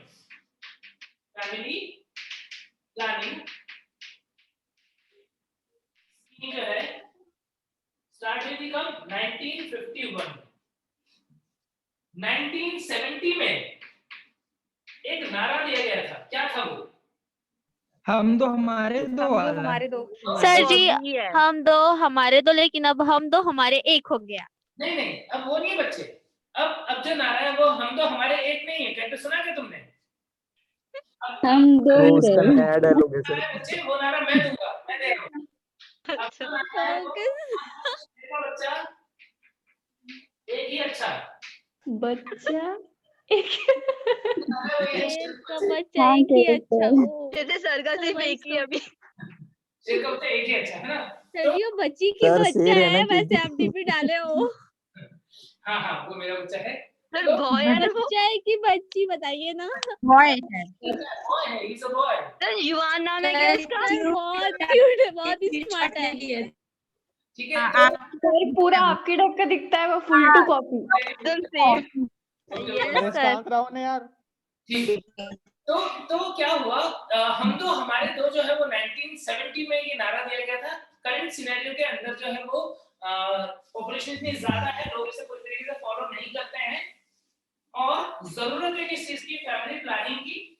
यानी कि जो अनवांटेड, यदि पहले क्या होता था, पहले तो ये होता था कि भाई बच्चा हो रहा है ना, भगवान की कृपा है, सब कुछ हमारे हाथ में कुछ नहीं है, कोई कंट्रोल नहीं है, ऐसा माना जाता था। लेकिन अब जो है, अब तो हमारे पास डिफरेंट मेथड्स हैं जिसके थ्रू हम क्या कर सकते हैं, कंट्रोल कर सकते हैं, बर्थ कंट्रोल मेजर्स जो है वो ले सकते हैं। तो क्या क्या बर्थ कंट्रोल मेजर्स है? बर्थ कंट्रोल मेजर्स क्या क्या तरीके हो सकते हैं बर्थ को कंट्रोल करने के? दो मेन मेथड है। कौन कौन दो मेन मेथड है? एक मेथड होता है जिसको हम बोल सकते हैं टेम्पररी मेथड। पहला मेथड जो है वो क्या है, वो है टेम्पररी। और दूसरा मेथड जो है उससे हम क्या बोल देते हैं, उससे बोल देते हैं हम टर्मिनल मेथड। टर्मिनल मेथड जो है वो क्या है, वो एक परमानेंट मेथड होता है। टेम्पररी मतलब कुछ टाइम के लिए हमने कुछ ऐसा डिवाइस या ऐसी चीज यूज की जिससे अनवांटेड बेबी जो है वो ना हो। फैमिली प्लानिंग का मतलब क्या है? फैमिली प्लानिंग का मतलब यही है कि आप प्लान कर लो, आप एजुकेट हो, और इंडियन गवर्नमेंट जो है बहुत सारे एड्स, मास मीडिया जो विजुअलाइजेशन होते हैं, इंफॉर्मेशन नेट के ऊपर बहुत अवेलेबल है। तो आज के टाइम पे हर एक आदमी को पता होना चाहिए कि आखिर क्या, किस वजह से ऑफस्प्रिंग जो है, बेबी जो है वो प्रोड्यूस हो रहा है, क्या क्या मेथड हो सकते हैं जिससे कि हम उनसे बच सके। और स्पेशली जो बायो पढ़ते हो, तो तुम लोगों को तो बायो पढ़ोगे, डॉक्टर बनोगे, तो तुमको तो एक एक चीज पता है, मतलब हमारे हाथ में होगा, यानी हमारे कंट्रोल में है कि बेबी होना है कि नहीं होना है। ठीक है, तो उसको कंट्रोल करने के लिए मेनली दो मेथड है। कौन कौन से? Temporary method and terminal method. Temporary method मतलब कि कुछ टाइम के लिए यदि प्रेगनेंसी अवॉइड करना है तो इस मेथड को यूज करो, और यदि चाहते हो कि नहीं अब बच्चा नहीं करना, हो गए बहुत सारे, दो हो गए बहुत है, अब नहीं चाहिए, तो कौन सा मेथड यूज करो? टर्मिनल मेथड यूज करो। ये दो मेथड हो गए। मेनी समझ में आ गया सबको? टेम्पररी अस्थायी और टर्मिनल का मतलब सीमांत। अब टर्मिनल मेथड में क्या क्या चीजें हो सकती है? एक तो सबसे पहले नेचुरल मेथड या नेचुरल बैरियर्स हो सकते हैं। प्राकृतिक रूप से क्या चीजें हैं जिनके थ्रू जो है इसको, प्रेगनेंसी को अवॉइड किया जा सकता है? तो उसके अंदर क्या हो सकता है? Sir lactational amenorrhoea. क्या वो बच्चे? लैक्टेशनल एमेनोरिया होता है ना, उसमें नेचुरल लैक्टेशनल एमेनोरिया जो है उसे यूज किया जा सकता है। ठीक है, लेकिन उससे भी और सिंपल मेथड की बात करो, सबसे पहले जो पीरियोडिक एब्स्टिनेंस वाला मेथड है, पीरियोडिक एब्स्टिनेंस मतलब कुछ टाइम ऐसा हो जिस टाइम पे हमें पता हो कि इस टाइम पे यदि कॉपुलेशन करते हैं, मेल फीमेल के बीच में कॉपुलेशन, या हिंदी में बोले तो मैथुन या संभोग जो है वो यदि होगा इस पर्टिकुलर टाइम के अंदर, तो बच्चा होगा, हो सकता है, इस टाइम पे नहीं हो सकता। यदि उसके बारे में पता हो और हम उस रिस्क पीरियड को अवॉइड कर ले तो उसे क्या बोलेंगे? Periodic abstinence. समझ गए क्या? यानी इसका मतलब क्या हुआ? इसका मतलब हुआ कि रिस्क पीरियड में कॉपुलेशन को अवॉइड करना, avoid copulation in risk period. अब भाई यदि सही से कैलकुलेशन किया जाए और तुम्हें कंसेप्ट पता है मेंस्ट्रुअल साइकिल वाला, तो ये मेथड तो बहुत आसान है। कोई जरूरत नहीं है कॉन्डोम यूज करने की, कोई जरूरत नहीं है इंट्रा यूट्राइन कुछ डिवाइस यूज करने की या कॉन्ट्रासेप्टिव पिल लेने की। पीरियोडिक एब्स्टिनेंस यदि पता है तो उसके अकॉर्डिंग जो है वो चीजें सेफली हो सकती है। हो सकता है कि होगा कि उसके अंदर बेबी का प्रोडक्शन ना हो, बट उसमें क्या है, उसमें गलती होने के चांसेस हो सकते हैं, या बॉडी के अंदर एब्नॉर्मलिटी है तो भी गड़बड़ हो सकती है। कैसे? कि मान लो किसी रीजन से ओवुलेशन वाला पीरियड जो है वो डिले हो गया, हमारी कैलकुलेशन के अकॉर्डिंग गलत निकल गया, या हमने कैलकुलेशन मिस्टेक कर दी तो गड़बड़ हो सकता है। तो इस मेथड के अंदर हमें देखना होता है क्या कि ये रिस्क पीरियड क्या होता है और सेफ पीरियड क्या होता है। अवॉइड करना है रिस्क पीरियड। रिस्क पीरियड कौन सा होता है बता सकते हो क्या? मैंने 7 to 11 21 से days. 17 डेज। मैंने बताया था 14th डे पे ओव्यूलेशन हो रहा है। 14th डे पे ओव्यूलेशन हो रहा है, तो ओव्यूलेशन के पहले के 7 दिन और ओव्यूलेशन के बाद के 7 दिन ये रिस्क पीरियड है। यानी मेंस्ट्रुअल साइकिल के अकॉर्डिंग क्या मान के चलो 7 to 21 days. करके 20th डे तक या 21st डे तक ये पूरा टाइम जो है ये क्या है, ये रिस्क पीरियड है। इस टाइम पे कॉपुलेशन जो है उसे अवॉइड करना चाहिए और इसके अलावा बाकी जो बचा है इसके इधर और इसके इधर वो सारे पीरियड क्या है, वो है सेफ पीरियड। तो इस सेफ पीरियड के ड्यूरेशन में यदि अनवांटेड सेक्स जो है वो किया गया है, मतलब अनप्रोटेक्टेड सेक्स किया गया है, तो भी चांसेस है कि बच्चा नहीं होगा। आई बात समझ में? इसको बोल देते हैं हम पीरियोडिक एब्स्टिनेंस। क्लियर है ये बात?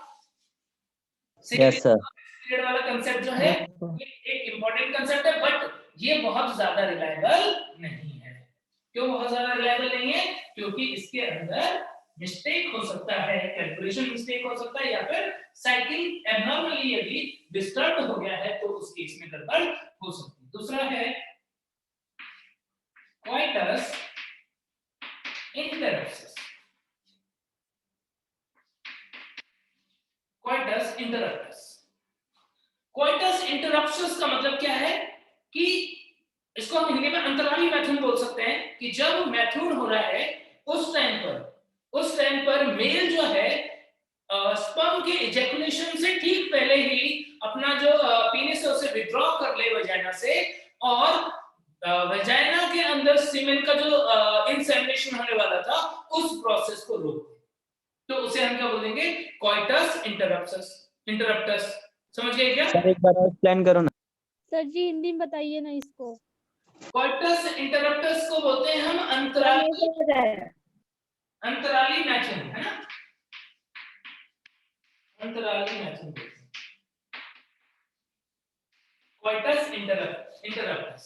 अच्छा, अच्छी बात यह है कि एनसीईआरटी की बुक के अंदर ही रिप्रोडक्शन वाले चैप्टर में जो भी टफ टर्म्स में यहाँ पे यूज कर रहा हूँ सबकी हिंदी थी। पढ़ते हो क्या एनसीईआरटी की book? Yes sir, sir. Yes sir. दिया हुआ है बहुत कुछ का, हिंदी इंग्लिश दोनों। इसीलिए कहीं भी इस चैप्टर में तुमको कहीं कोई दिक्कत नहीं आएगी। तो coitus interruptus में क्या होता है, देखो क्या हुआ, जब हम मैथुन की क्रिया करते हैं उस टाइम पे क्या होता है, उस टाइम पे हमारे ब्रेन के अंदर सिंपैथेटिक और पैरासिम्पैथेटिक सिस्टम जो है वो काफी हाईली एक्टिव कंडीशन में है, और जब सिंपैथेटिक सिस्टम सडनली एक्टिव होता है तो उस टाइम पे क्या होता है, उस टाइम पे पहले तो पैरासिम्पैथेटिक सिस्टम एक्टिव होता है, और जैसे ही बहुत हाई कंडीशन और हमारे ब्रेन का सिंपैथेटिक पार्ट जो है वो एक्टिव हो जाता है, तो उस टाइम पे क्या होता है, उस टाइम पे इजैकुलेशन होता है। ठीक है, तो करना क्या है कि यदि मैथुन की क्रिया चल रही है, कॉन्डोम यूज नहीं किया है, फीमेल के पास कोई इंट्रा यूट्राइन डिवाइस नहीं लगाई हुई है, तो उस केस में क्या किया जाए, उस केस में जब हमें पता पड़ता है कि अभी इजैकुलेशन हो सकता है या होने वाला है, उससे पहले ही जो पीनिस है उसे विथड्रॉ कर लिया जाए, बाहर निकाल लिया जाए, तो उस मेथड को बोलते हैं coitus interruptus। और इस तरीके से क्या किया जा सकता है, बचाया जा सकता है किससे, फर्टिलाइजेशन होने से रुक गया।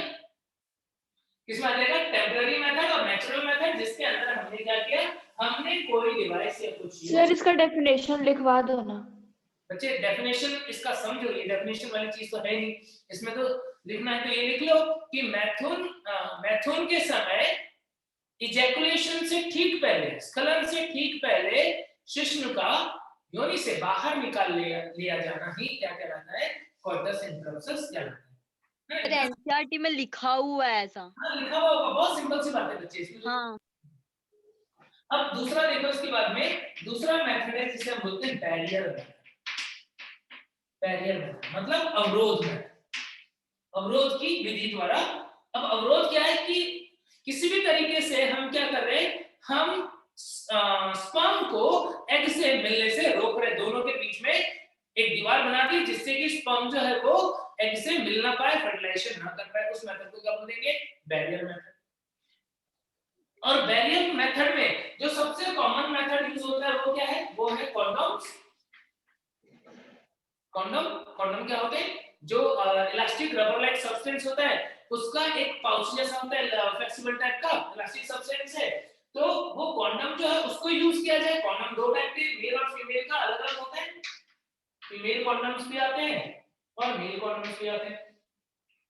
तो इसमें क्या होगा, ये एक तरीके से एक बलून जैसा होता है। और क्या किया, यदि मेल कॉन्डम है तो पेनिस के ऊपर अप्लाई कर दे, या फीमेल कॉन्डम होता है तो दो रिंग्स होती है, एक रिंग को वजाइना में इंसर्ट कर दिया, एक रिंग बाहर की तरफ रहती है। और उस टाइम पे कॉन्डम को यूज करके जब कॉपुलेशन किया जाएगा उस टाइम पे क्या होगा, जो भी सीमेन इजैकुलेट हुआ वो कहां पर रह जाएगा, वो रह जाएगा कॉन्डम के अंदर ही, वो फीमेल की वजाइना के अंदर या जो ओविडक्ट है उसके अंदर ट्रांसफर होने से बच जाएगा। तो ये एक बैरियर मेथड हो जाएगा, समझ गए। अब यहाँ पर भी इसको भी बहुत ज्यादा सेफ नहीं मानते, क्यों, क्योंकि हो सकता है कि यदि विग्रस कॉपुलेशन वाली प्रोसेस चल रही है तो उसमें हो सकता है कि कॉन्डम जो है वो टीयर हो जाए, फट जाए, तो उस केस में क्या हो सकता है, उस केस के अंदर वो स्पर्म जो है वो ट्रांसफर हो सकता है, तो थोड़ा बहुत रिस्क तो रहता है। ठीक है, एक तो हो गया कॉन्डम। दूसरा होता है diaphragm, cap, cervical cap, cervical cap या फिर डायफ्राम या फिर वॉल्ट, तो ऐसी चीज। अब ये सर्वाइकल कैप या डायफ्राम या वॉल्ट ये क्या होते हैं, देखो ये क्या होता है, जैसे अब हमने डायग्राम में देखा था कि फीमेल के अंदर जो यूट्रस वाला पार्ट था वो कुछ इस टाइप का बनाया था हमने, मान लो ऐसा कुछ है, और यहाँ पर ये है वजाइना,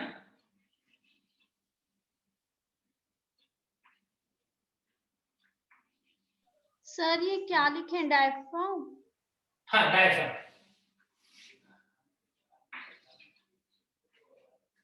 अब देखो यहाँ पर क्या होता है, यहाँ पर हम देख रहे हैं कि सर्विक्स वाला जो पोर्शन है वो सर्विक्स वाला पोर्शन थोड़ा सा बाहर की तरफ निकला हुआ है यहाँ पर। तो ये सर्वाइकल कैप या डायफ्राम जो होते हैं वो कुछ इस टाइप की ही स्ट्रक्चर होती है, कैप जैसे ही होता है ऐसा। और क्या किया, फीमेल के अंदर बड़ी सावधानी से इसको प्लेस कर दिया, और वो क्या करता है, वो इसके ऊपर ऐसे एज अ कैप इस तरीके से फिट हो जाता है। इसके ऊपर कुछ चाहे तो केमिकल्स वगैरह भी लगा सकते हैं जो स्पर्म को यदि बाय चांस आता भी है इसके आसपास में तो वो क्या हो जाए, वो डिस्ट्रॉय हो जाए, ऐसे कुछ जेल वगैरह लगा करके और इसे इंसर्ट कर दिया, इंसर्ट कर देते तो क्या होता है, अंदर जा करके ये इसके ऊपर सर्विक्स के ऊपर ऐसे फिट हो जाता है, रिमूवेबल है, निकाल भी सकते हैं इसको, ठीक है, प्रेस करके। तो इस तरीके से सर्वाइकल कैप या वॉल्ट जो है ये भी क्या कर रहा है, ये भी एक फिजिकल बैरियर का ही काम कर रहा है, समझ गए। तो ऐसे मेथड्स को हम क्या बोल देंगे, ऐसे मेथड्स को बोल देंगे हम बैरियर मेथड। क्लियर हो गई इतनी बात सबको। तो कॉन्डोम और सर्वाइकल कैप या डायफ्राम ये सब, इनके अलावा बच्चों हम यूज कर सकते हैं इंट्रा यूट्राइन डिवाइसेस। पहले देखे थे intra uterine devices. Intra uterine devices में दो टाइप के डिवाइसेस आते हैं, एक होता है मेडिकेटेड और एक होता है नॉन मेडिकेटेड। एक होता है नॉन मेडिकेटेड और दूसरा होता है मेडिकेटेड।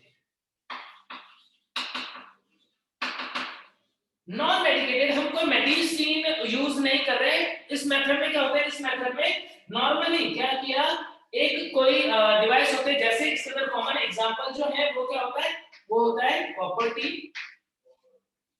कॉपर टी क्या होता है, कॉपर टी जो है वो इस टाइप का एक टी शेप का कॉपर का एक डिवाइस होता है, जिसमें यहाँ पर क्या बना होता है, ऐसा पैड बना हुआ इस टाइप का। इस कॉपर टी को इंसर्ट कर देते हैं कहां पे, यूट्रस के अंदर, यूट्रस के अंदर इंसर्ट कर देते हैं।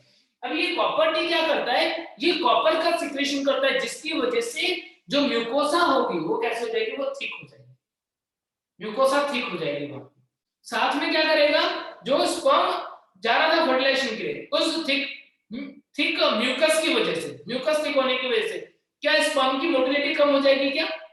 यस सर, उसकी मोटिलिटी कम हो जाती है। मोटिलिटी कम हो जाएगी, तो एक तो वो फर्टिलाइज नहीं कर पाएगा किसको, एग को, और दूसरा कि यदि थिक हो गया है तो उस केस में यदि बाय चांस फर्टिलाइजेशन हो भी गया तो एनवायरनमेंट जो है वो सुटेबल नहीं रहता है किसके लिए, इम्प्लांटेशन की।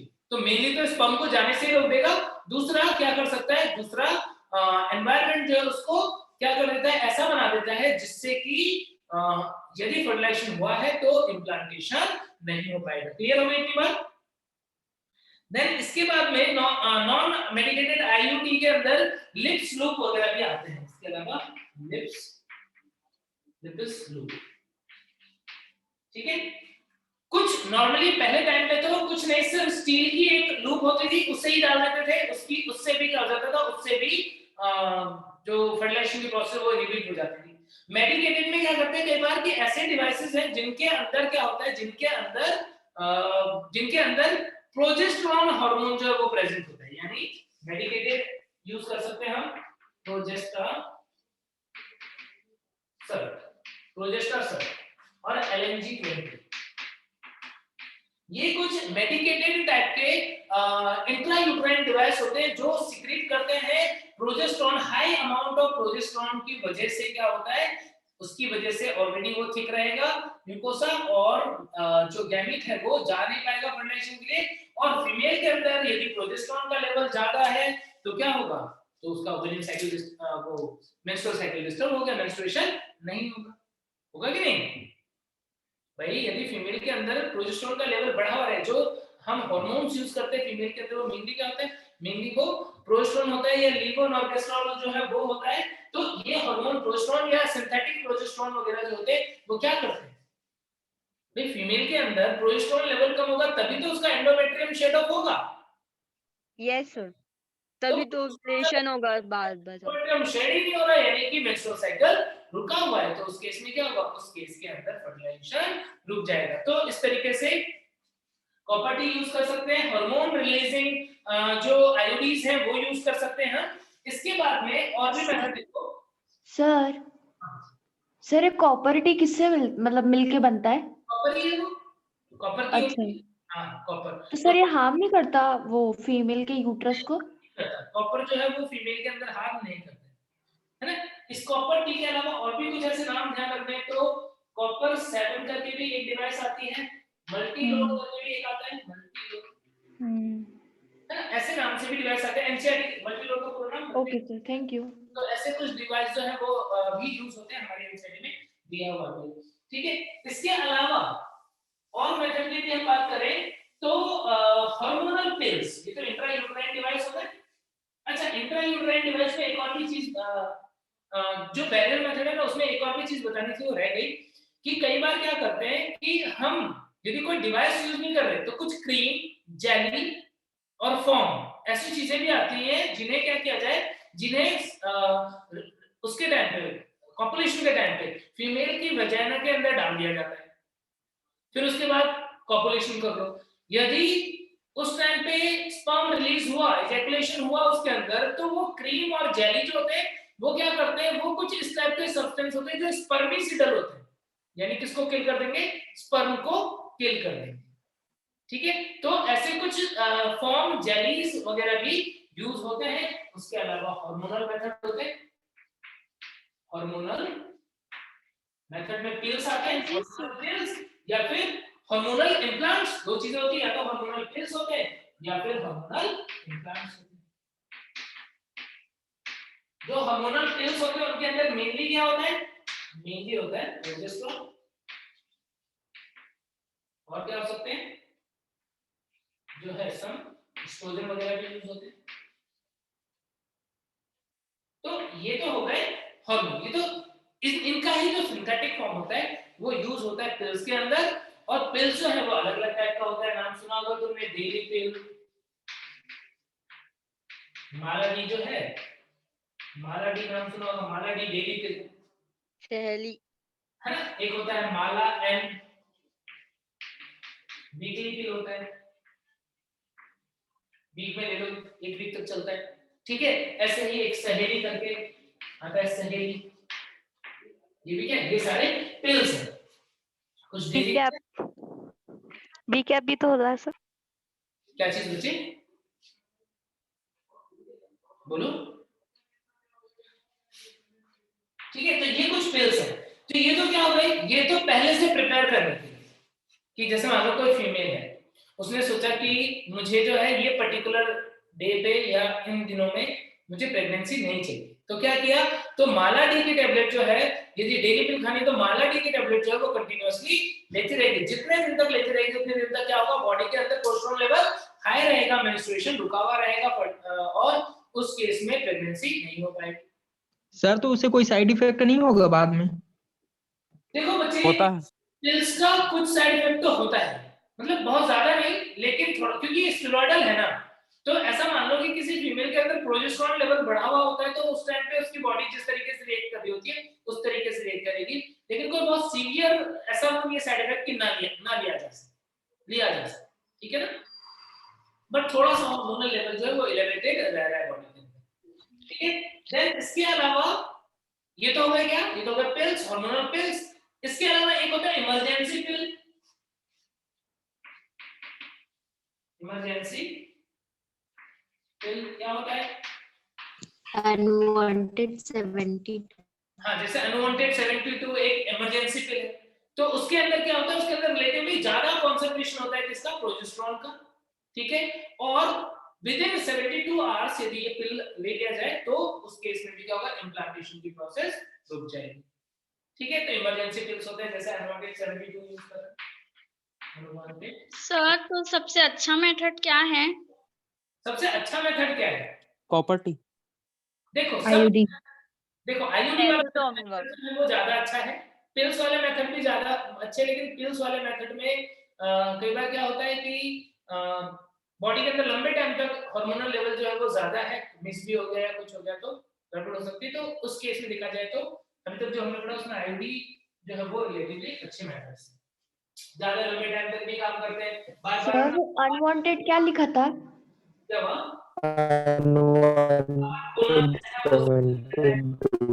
ठीक है।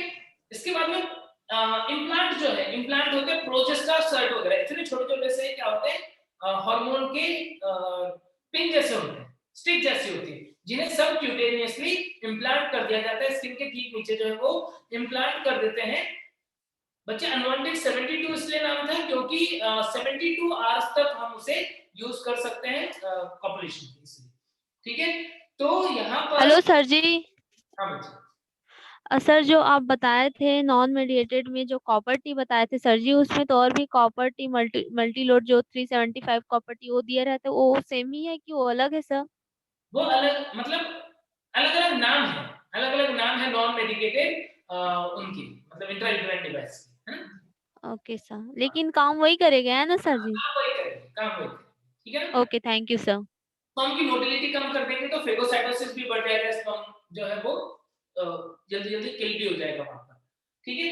देन इसके बाद में ये हो गए कौन से मेथड, हार्मोनल टेम्परेरी मेथड्स। अच्छा हाँ, प्रोजेस्टेरोन का नाम ध्यान रखना, प्रोजेस्टेरोन जो है वो इम्प्लांट है जिसे स्किन के नीचे जो है वो डाल दिया जाता है सबक्यूटेनियसली।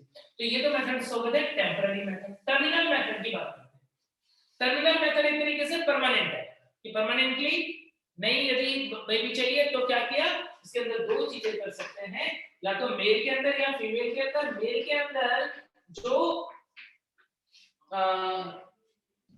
अंदर जो वास डिफरेंस है उसको कट कर देते हैं, क्या बोलते हैं उसको, वेसेक्टोमी बोलते हैं ना सर उसको, और एक को ट्यूबेक्टोमी।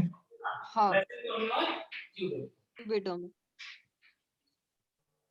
उच्छेदन बोलते हैं, उच्छेदन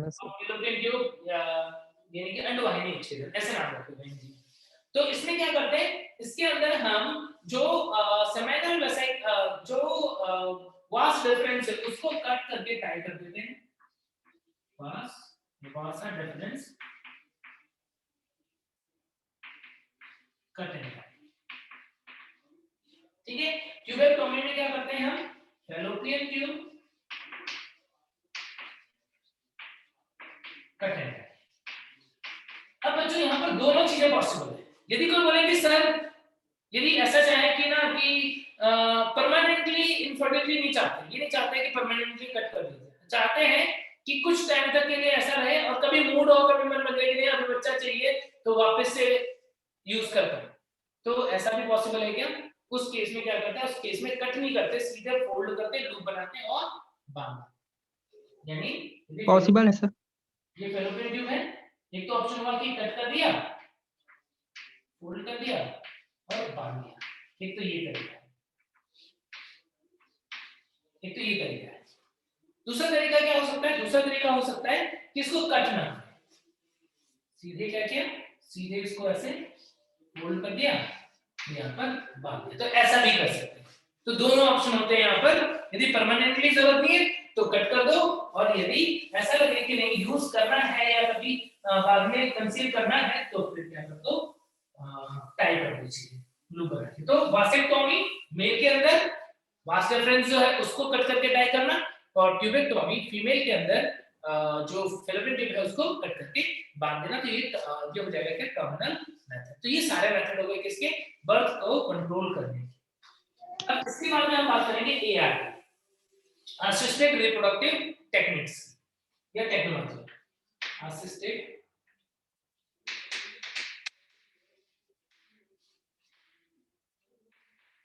रिप्रोडक्टिव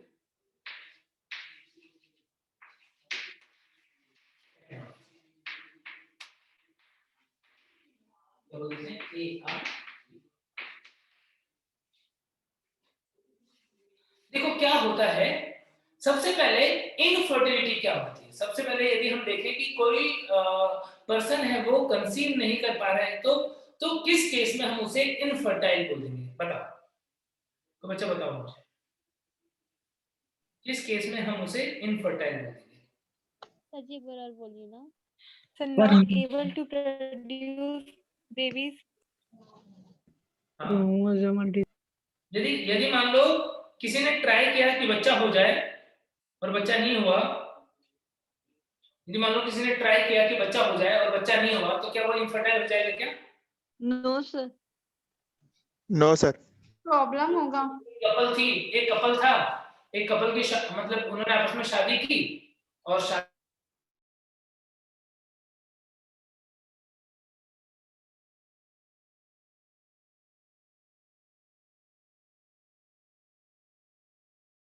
अटक गई क्या? फिर से नहीं। बोलिए। Hello sir. हाँ बच्चे, सर आप अटक गए सर थे। ब्लर आ रहा है। सर आप अटक गए थे, सर फिर से बहुत टाइम बताइए से ना। ब्लर आ रहा। किस केस में हम बोल देते हैं कि वो इनफर्टाइल होगा। इनफर्टिलिटी की डेफिनेशन क्या है? 2 साल। इनफर्टिलिटी होता है कि बच्चा, मतलब एक कपल है वो 2 साल से, मिनिमम 2 साल से ट्राई कर रहा है कि बच्चा हो जाए लेकिन बच्चा नहीं हो पाता है, तो उस केस में हम उसे इनफर्टाइल बोलते हैं। मतलब a couple is trying to conceive, they are performing sex, they are performing copulation, but they are not able to produce child. In that case we will call it infertility। कि यदि कोई couple है, दंपति है,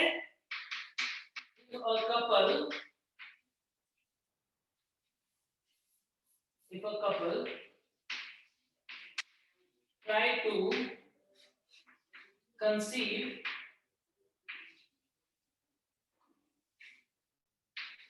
but cannot produce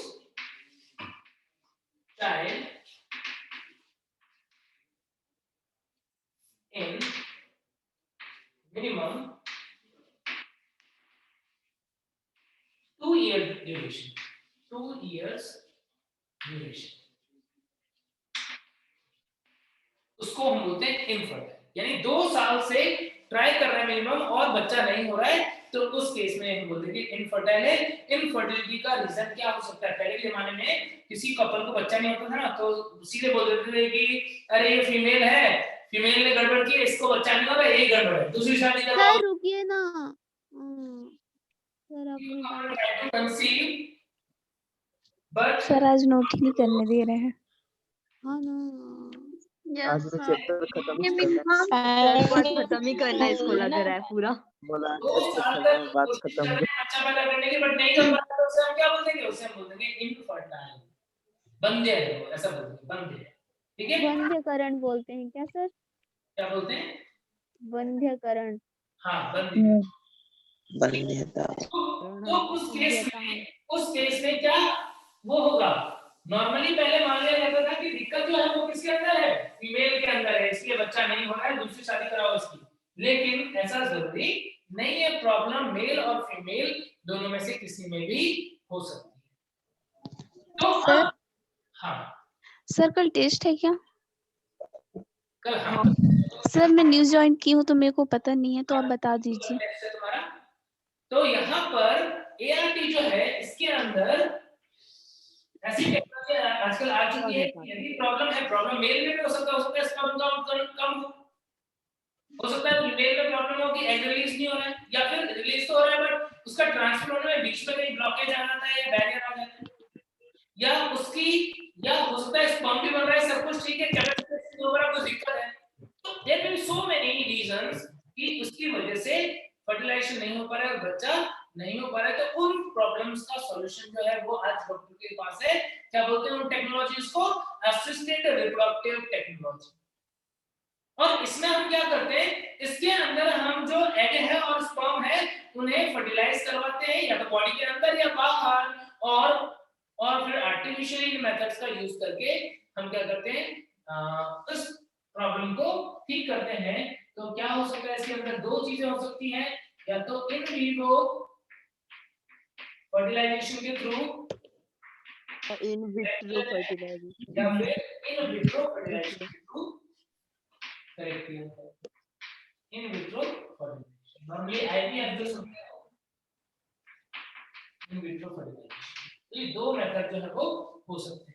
in vivo body के अंदर ही fertilisation करवाना है, इन विट्रो बॉडी के बाहर। टेस्ट ट्यूब बेबी वाला जो कांसेप्ट है वो किसके लिए होता है, इन विवो की इन विट्रो, इन विट्रो। क्या मेथड होते हैं डिटेल में थोड़ा सा हम इसके बारे में अब नेक्स्ट लेक्चर में बात कर लेंगे, ठीक है ना। चलो तो फिर मिलते हैं। Thank you bye sir sir. आप तो आधा चैप्टर खत्म कर दिए आज। 90% चैप्टर तो आज ही थैंक यू खत्म सर। हो गया सर। नहीं हो गया कंप्लीट। ठीक है, पता है अब चैप्टर है इजी सा है, इसलिए इसको बहुत ज्यादा सीखने की जरूरत सर इसके बाद एनिमल किंगडम होगा। है। इसके बाद animal yes sir, animal kingdom, और जो मटेरियल मिला है उसी में से सर पढ़ेंगे। को बोलने दो प्लीज। हमारा वाला चैप्टर पढ़ना है। बेसिक पढ़ेंगे, बहुत डिटेल में, फालतू बहुत सारा पढ़ने की अभी फिजिक्स डाउट क्लास होगा ना? Thank you sir. Okay sir, thank you sir, thank you, bye bye, good night sir. Thank you sir, good night sir.